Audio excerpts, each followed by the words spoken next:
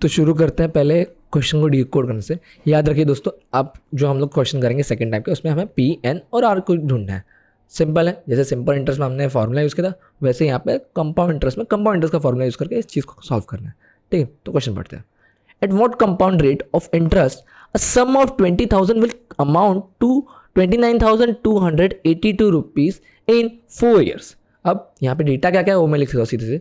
मुझे कहा गया है कि एक अमाउंट है विच इज़ 20,000 रुपीज़ का, कन्वर्ट होता है 29,282 रुपीज़ में इन 4 ईयर्स। तो यहाँ पे मुझे रेट ऑफ इंटरेस्ट पता करना है। ठीक है, आर नहीं पता है मुझे पता है मेरा जो 20,000 का अमाउंट है that is my original amount. ये डिकोडिंग हम लोगों ने सिंपल इंटरेस्ट में ऑलरेडी देखी है। ठीक है, तो 20,000 का अमाउंट चेंज होने वाला है। किस में चेंज हो रहा है, कितने में चेंज हो रहा है, कितना अमाउंट टोटल बन रहा है after 4 years, that is R accumulated amount. ठीक है, दैट इज 29,282 रुपीज़। और मेरा नंबर ऑफ पीरियड मतलब कितने साल बाद बन रहा है, that is N is 4। Simple है, अक्यूमुलेटेड वैल्यू का मैं फॉर्मूला लगाऊंगा कंपाउंड इंटरेस्ट के हिसाब से, that is A is equal to P bracket 1 plus R upon 100 power में एन। डेटा को फटाफट पुट कर दिया हम लोग। ए अक्यूमुलेटेड वैल्यू 29,282, सिंपल है। पी हमारा है 20,000, आर हमें नहीं पता, एज इट इज़ भी लिख सकता हूँ, small capital, depends upon you. चलिए यहाँ पे स्मॉल ही कैपिटल लिखते हैं। आर है हमारा, एन है हमारा 4, वो मैंने यहाँ पे लिख दिया।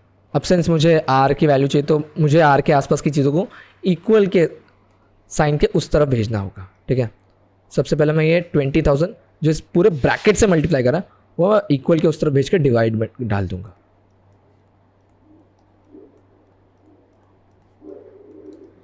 यहाँ पे क्या बचा, ब्रैकेट ओपन हो गया, ब्रैकेट के बाहर कोई नंबर नहीं है तो 1 प्लस आर।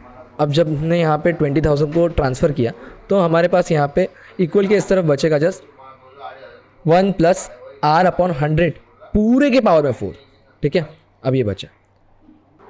हम जब 29,282 को 20,000 से डिवाइड करेंगे तो यहाँ पे क्या आएगा, यहाँ पे बचेगा 1.4641।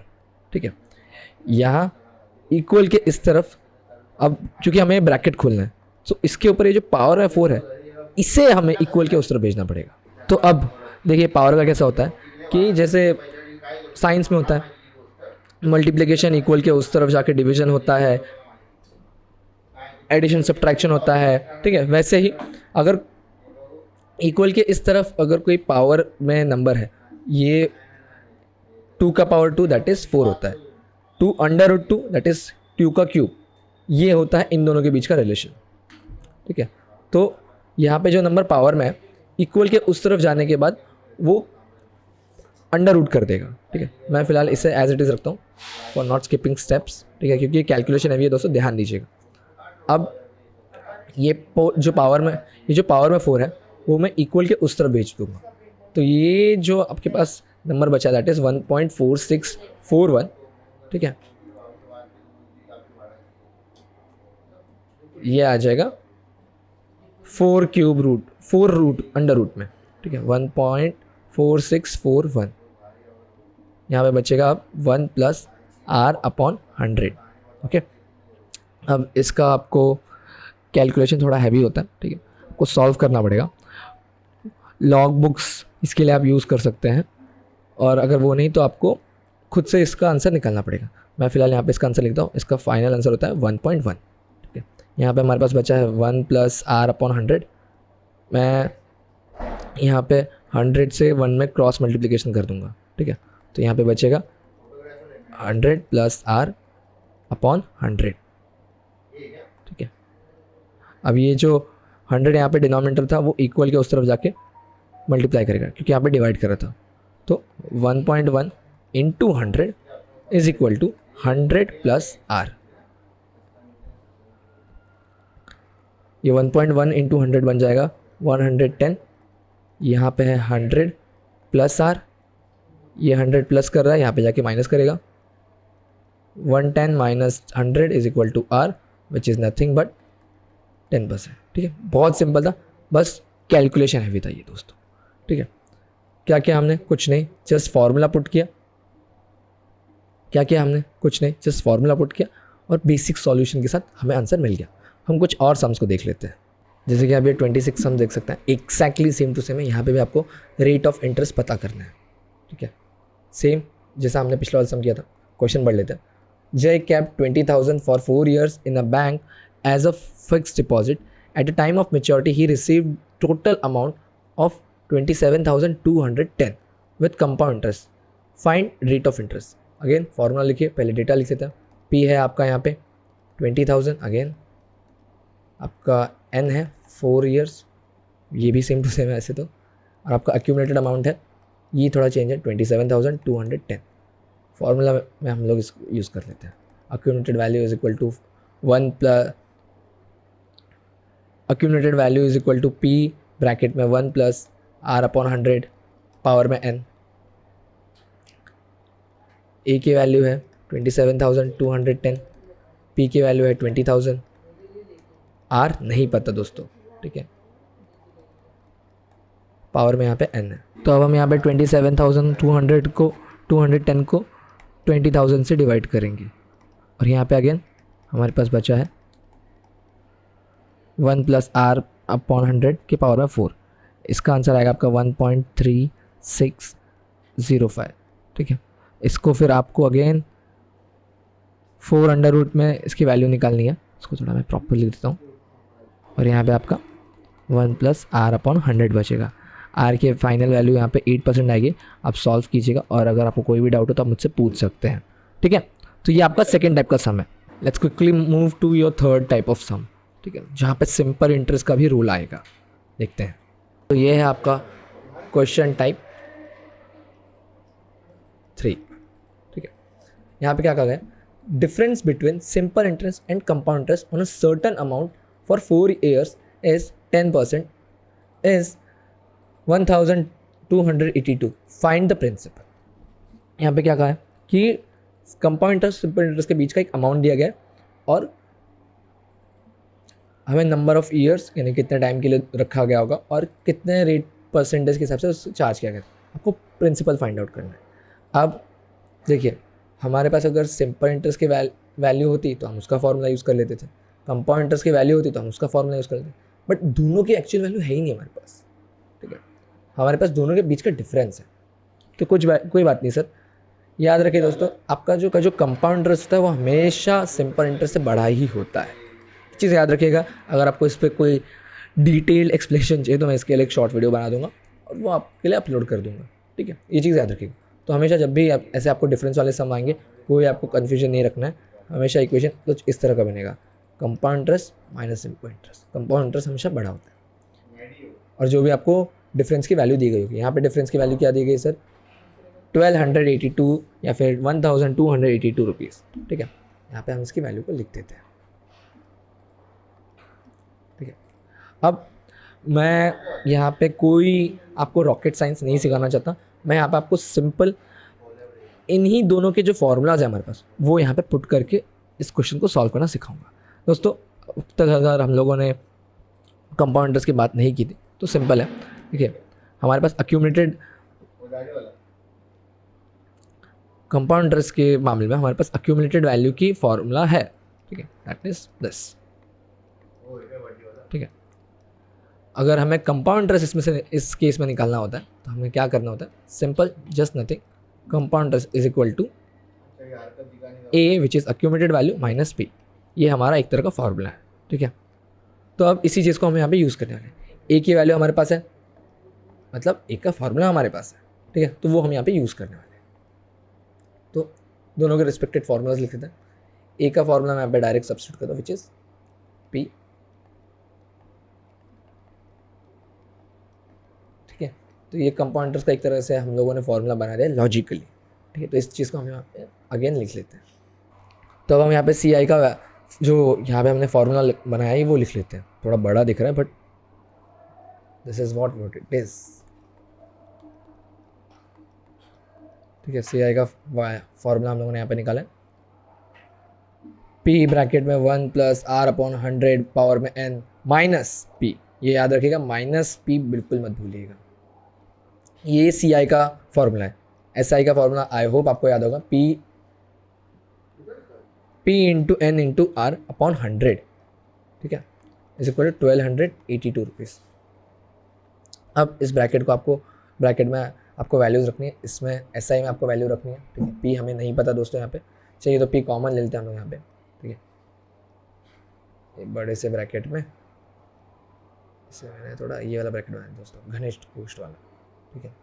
यहाँ पे क्या बचा, ये एक फैक्टर था P वाला, ठीक है। याद रखिएगा दोस्तों, प्लस माइनस के वजह से नंबर्स या फिर फैक्टर्स को डिवाइड किया जाता है, डिवाइड यानी कि अलग अलग माना जाता है, ठीक है। ये एक फैक्टर है और ये दूसरा फैक्टर है, ठीक है। मैंने जब P को कॉमन लिया तो ये पहले फैक्टर नंबर का P बाहर निकल गया, यहाँ पे बचेगा। दूसरे फैक्टर का P जब बाहर निकल गया, यहाँ पे सिर्फ 1 बचेगा। कैलकुलेशन हैवी है, बहुत खिचड़ी होने वाली दोस्तों, याद रखिएगा, इसलिए ध्यान से देखिए, ठीक है। P into N into R हम लोग इसे एज इट इज़ लिखते हैं, ठीक है, इज इक्वल टू 1282। अब हमारे पास जो जो वैल्यूज़ हम यहाँ पे पुट करना शुरू करते हैं, ठीक है। P as it is, R की वैल्यू है हमारे पास यहाँ पे, R इज़ 10। सिंपल इंटरेस्ट और कंपाउंड इंटरेस्ट दोनों सेम टू सेम R और सेम टू सेम N के बेसिस पे चार्ज होता है दोस्तों, याद रखिएगा। तो क्वेश्चन ऐसे जो भी क्वेश्चन होंगे उसमें आपको डिफरेंट R या N नहीं दिखेगा, सेम टू सेम दोनों चीज़ें दिखेंगी। N है हमारे पास 4 - 1, ठीक है। इससे मैंने इस ब्रैकेट को बंद कर देता हूँ, ठीक है। P नहीं है, N हमारे पास 4 है, R हमारे पास 10 है upon 100 is equal to 1282 rupees.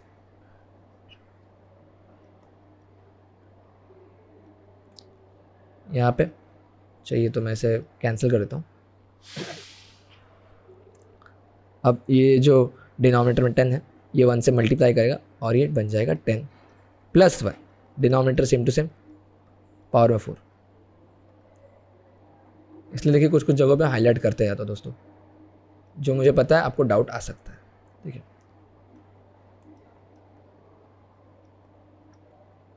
यहाँ पे कोई प्रॉब्लम नहीं है, ये सिंपल है। 10 को मैंने 4 से मल्टीप्लाई किया अपॉन 100 है।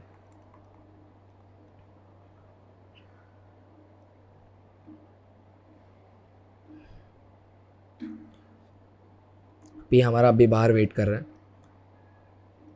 1 + 10 इट इज़ 11 अपॉन 10 पावर में 4 -1। ये ब्रैकेट याद रखिएगा, ब्रैकेट जब बना रहे हैं तो आप ब्रैकेट को क्लोज भी कीजिए।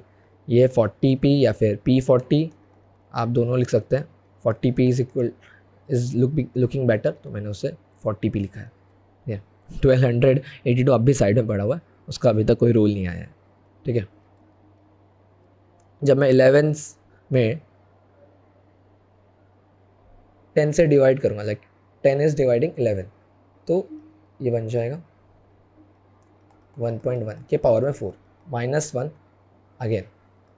ये है 40P अपॉन 100, ठीक है। कैलकुलेशन हैवी है दोस्तों, याद रखिएगा, लेकिन सिंपल है। आपको जस्ट फॉर्मूला अप्लाई करना और कैलकुलेशन थोड़ा सा लंबा है। मैं कोई आपको डिफरेंट अलग से कोई फार्मूला या कॉन्सेप्ट नहीं बताना चाहता, इसलिए मैंने ये सिंपल वे यूज़ किया है। आई नो थोड़ा लेंदी है बट इफेक्टिव है।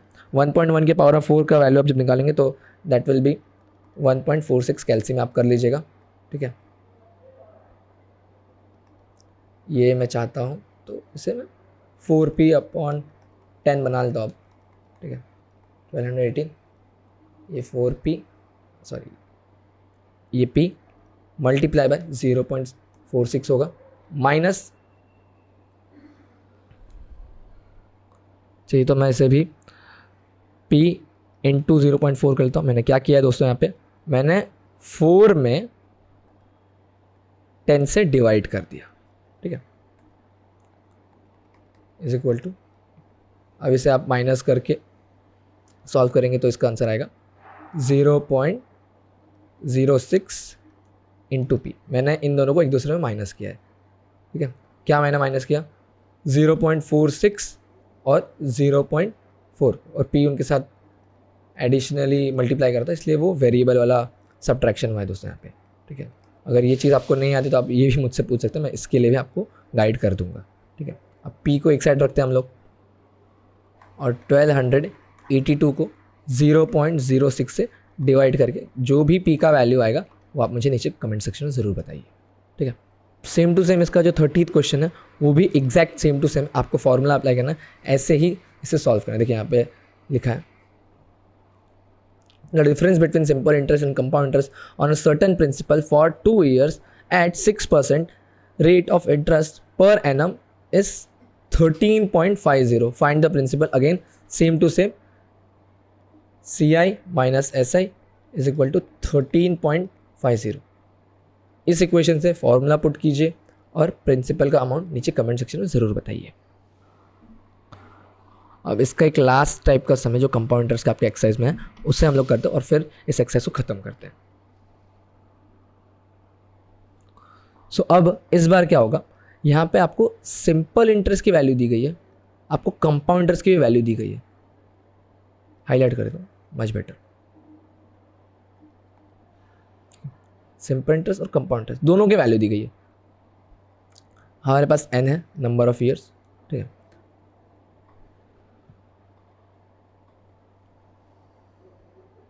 बट हमारे पास n है, नंबर ऑफ ईयर, बट हमें कहा गया है कि सेम प्रिंसिपल और सेम रेट ऑफ इंटरेस्ट है, ठीक है।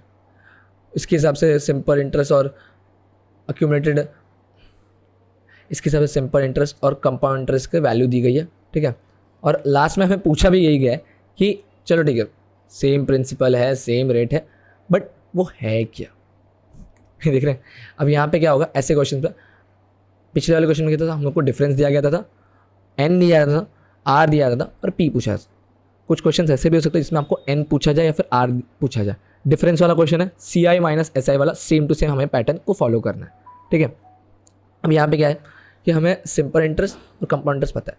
दोस्तों कंपाउंड इंटरेस्ट होता क्या एक्चुअल में, तो मैं आपको एक चीज़ बताई, समझ लीजिए कि मैंने एक अमाउंट बोरो किया था 10 रुपये का, उस पर रेट ऑफ इंटरेस्ट था 10% का। एक साल बाद इस 10 रुपये पे अगर मैं 10% का सिंपल इंटरेस्ट निकालूंगा, ठीक है, सिंपल इंटरेस्ट निकलेगा 1 रुपया, ठीक है। ये है सिंपल इंटरेस्ट, ठीक है, ये है आपका प्रिंसिपल अमाउंट और ये है आपका रेट ऑफ इंटरेस्ट, ठीक है। अगर मैं पूछूं कि एक साल बाद मुझे टोटल अमाउंट कितना रीपे करना पड़ेगा लोन चुकाने के लिए, तो माई प्रिंसिपल प्लस मेरा simple interest, that is accumulated value 10 + 1, ठीक है। कंपाउंड इंटरेस्ट में क्या होता है दोस्तों कि सेम चीज़, सब कुछ ऐसा है। हमारे पास प्रिंसिपल अमाउंट था, 10% का इंटरेस्ट था, ठीक है। उस पर अगर 10% के हिसाब से मैं इंटरेस्ट निकाल तो 1 रुपया आएगा एक साल का, ठीक है। बट कंपाउंड इंटरेस्ट में क्या होता है ना कि ये पहले साल का इंटरेस्ट आया था 1 रुपया, ठीक है, फर्स्ट ईयर के लिए। ये मैंने 10 रुपीज़ जो मेरा OG प्रिंसिपल अमाउंट था उस पर निकाला था। बट जब मैं सेकेंड ईयर के लिए कंपाउंड इंटरेस्ट निकालता हूँ तो मैं 10 रुपया नहीं, मैं टोटल अमाउंट, दैट इज़ अभी समझ लीजिए कि एक साल बाद मैंने पैसा नहीं पे किया, तो जिससे मैंने लोन लिया था वो क्या कहेगा कि ठीक है तूने जितना अभी तक तेरा बाकी था दैट इज़ 11 रुपीज़, मैं तुझसे ये 11 रुपीज़ पे इंटरेस्ट चार्ज करूँगा, ठीक है। सेम सिनेरियो, ठीक है। 11 रुपीज़ है, 10% का rate of return, rate of interest कभी चेंज नहीं होता, ठीक है, वो याद रखिए। अब क्या होगा, 10 रुपये की जगह 10 रुपीज़ पे 10 रुपये की जगह 11 रुपये पे 10 टके के हिसाब से इंटरेस्ट चार्ज हो रहा है। तो सिंपल इंटरेस्ट क्या आएगा, 11 × 10/100, 0 कैंसिल, 0 कैंसिल, इस 1 से मैं अगर मैं 10 से 11 में डिवाइड करूँगा तो मेरा आंसर आएगा। अब मेरा टोटल अमाउंट क्या बनेगा, 11 + 1.1 दैट इज़ 12.1। तो ऐसे चार्ज होता है आपका कंपाउंड इंटरेस्ट, ठीक है दोस्तों। तो जो नया अमाउंट बनता है उस पर चार्ज होता है आपका कंपाउंड इंटरेस्ट। ये एग्जांपल आपको समझना ज़रूरी था। आई होप आपको ये कंपाउंड इंटरेस्ट को समझ गया होगा कि कंपाउंड इंटरेस्ट में हर साल नया नया अमाउंट बनता है। जो OG अमाउंट है बोरोइंग का वो प्लस आपका जो सिंपल इंटरेस्ट चार्ज होता है वो, ठीक है। चलिए हमारे पास 2 साल का इंटरेस्ट है सर, ठीक है। याद रखिए डेटा हमें 2 ईयर्स के हिसाब से दिया गया, क्वेश्चन को डिकोड करके हमने जो वैल्यू हमें पता चली वो लिख लेते हैं। 2 ईयर्स के हिसाब से हमारे पास सिंपल इंटरेस्ट है,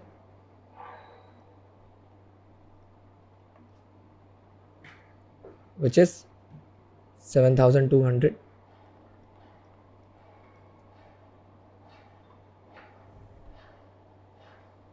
हमारे पास कंपाउंड इंटरेस्ट है विच इज़ 7,632। सब क्वेश्चन में दिया गया है दोस्तों, क्वेश्चन आप पढ़ के खुद से डिकोड कीजिए इस बार, क्योंकि ये थोड़ा सा दिमाग वाला सा, मैं क्वेश्चन डिकोड पे टाइम ज़्यादा नहीं वेस्ट करना चाहता। ठीक है, क्या मुझे 1 साल का सिंपल इंटरेस्ट पता चल सकता है? बिल्कुल सर। अगर 2 साल का सिंपल इंटरेस्ट मेरा 7,200 है, तो मैं उसको अगर 2 से डिवाइड करूँगा तो मुझे सिंपल इंटरेस्ट पता चल जाएगा। हर साल सिंपल इंटरेस्ट सेम होता है। ठीक है, अब जब भी इंटरेस्ट का चैप्टर करेंगे सेम फॉर्मूला है। ठीक है, एन लगाना है और आर लगाना है। ठीक है, और सेम होता है, इसका मतलब कि अगर इस साल का अमाउंट आ रहा है आपका 3,600, अगले साल भी 3,600 का इंटरेस्ट चार्ज होगा, उसके अगले साल भी 3,600 का इंटरेस्ट चार्ज होगा, याद रखिएगा। ठीक है, तो इक्विवेलेंट डिस्टेंस होता है इनका। ठीक है, ये मेरा 1 साल का सिंपल इंटरेस्ट आ गया, 1 ईयर्स सिंपल इंटरेस्ट। याद रखिए दोस्तों, आपको सबसे पहले 1 ईयर का सिंपल इंटरेस्ट निकालना पड़ता है।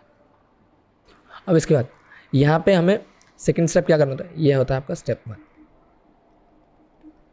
स्टेप 2 क्या करना होता है आपको, डिफरेंस निकालिए। किसका डिफरेंस?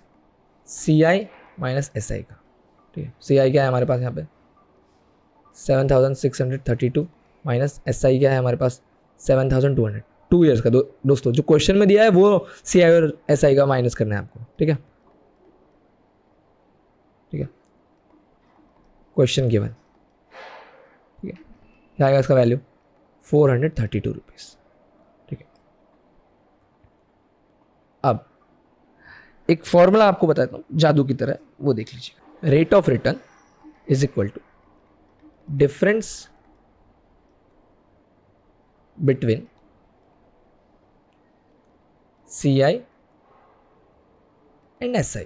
ठीक है, which is CI minus SI, same चीज़ है, upon 1 years SI into, of course it's in percentage, तो इंटू 100 करना होता है। अब यहाँ पे हमने डिफरेंस निकाला है 432। ठीक है, हमारा 1 साल का SI कितना है 3,600 मल्टीप्लाई बाय 100। इससे हमें हमारा रेट ऑफ इंटरेस्ट पता चल जाएगा विच इज़ 12%। आप चाहे तो देख सकते हैं। ठीक है, अब मुझे R पता चल चुका है, मेरे पास N क्वेश्चन में मुझे ऑलरेडी दिया गया था। सिंपल इंटरेस्ट का मेरे पास फॉर्मूला भी है, कंपाउंड इंटरेस्ट का ही फॉर्मूला है मेरे पास। तो क्या अब मैं P यानी कि प्रिंसिपल अमाउंट निकाल सकता हूँ? Of course sir. ठीक है, क्या करूँगा, ये आप चाहे तो स्टेप 3 करके लिख सकते हैं। ठीक है, हम इजी कैलकुलेशन पे जाएंगे। ठीक है, स्टेप 3 मैं SI का फॉर्मूला अप्लाई करूँगा which is P into N into R upon 100। 1 साल का SI भी है हमारे पास, 2 साल का भी SI है, यानी कि सिंपल इंटरेस्ट। मैं 1 साल की बात करता हूँ। ठीक है, तो 1 साल का सिंपल इंटरेस्ट है 3,600, P मुझे नहीं पता। अब क्योंकि मैं 1 साल का सिंपल इंटरेस्ट ले रहा हूँ, मतलब मेरा नंबर ऑफ पीरियड N होगा यहाँ पे 1। ठीक है, फॉर 1 ईयर सिंपल इंटरेस्ट। ठीक है, याद रखिएगा दोस्तों, 1 साल का सिंपल इंटरेस्ट इसलिए N हो गया 1। R है मेरा यहाँ पे, मुझे पता है 12%। P का वैल्यू क्या आएगा, सब कुछ P के साथ यहाँ पे जो मल्टीप्लाई कर रहा है वो यहाँ पे डिवाइड में जाएगा। 100 डिवाइड करा था, यहाँ पे मल्टीप्लाई करेगा। देख लीजिए सब कुछ उल्टा हो जाता है इक्वल के उस तरफ। 3,600 से 100 मल्टीप्लाई करने लगा, 1 डिवाइड में चला गया, 12 डिवाइड में चला गया। और जब मैं इसे सॉल्व करूँगा 12 इंटू 12 से 3,600 में जब डिवाइड करूँगा तो ये बन जाएगा 300। 300 इंटू 100 इज 30,000। ठीक है, स्टेप्स लिखे हैं दोस्तों, यही 3 स्टेप्स को फॉलो कीजिए, आपका आंसर मिल जाएगा।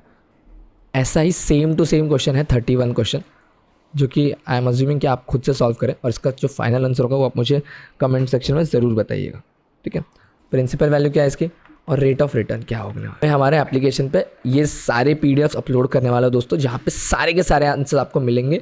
नीचे डिस्क्रिप्शन में लिंक मिल जाएगी, ये क्वेश्चन सॉल्व भी होगा और यहाँ का फाइनल आंसर कैसे स्टेप बाय स्टेप सॉल्व करना वो सब कुछ उस PDF में लिखा होगा दोस्तों। तो प्लीज़ उस एप्लीकेशन पे ज़रूर जाइए।